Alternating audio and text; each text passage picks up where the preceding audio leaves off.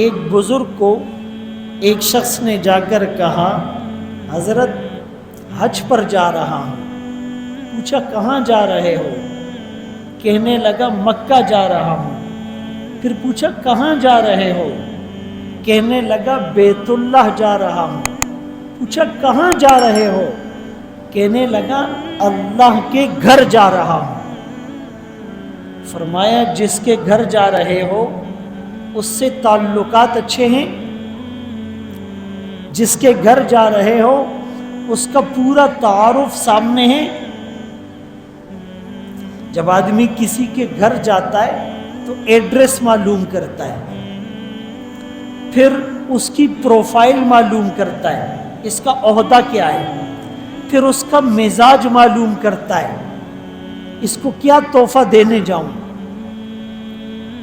ایسا نہ ہو اونچ نیچ ہو جائے، کوئی بات اس کی طبیعت کے خلاف ہو جائے، کسی بات پر وہ ناراض ہو جائے، یہ پہلے سے معلوم کرتا ہے، تیاری کر کے جاتا ہے۔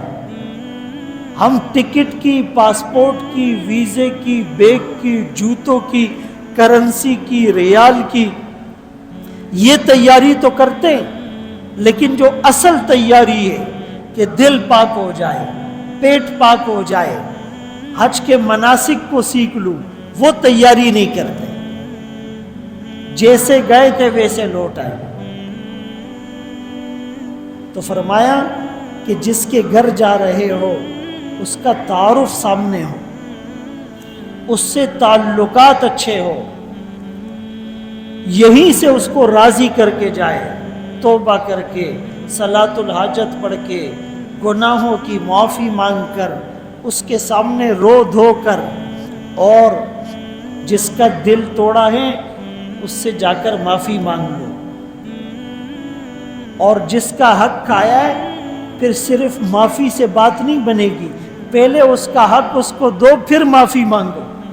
10 لاکھ روپے ہڑپ کر گئے، اب کہتے جی مجھے معاف کر دو، ایسے بات نہیں بنے گی، پہلے وہ 10 لاکھ لوٹاؤ پھر معافی مانگو۔ کسی کی زمین پر قبضہ کیا ہے اور جی مجھے معاف کر دو، اس سے بات نہیں بنے گی، اس کو اس کی زمین لوٹا دو اور پھر معافی مانگو۔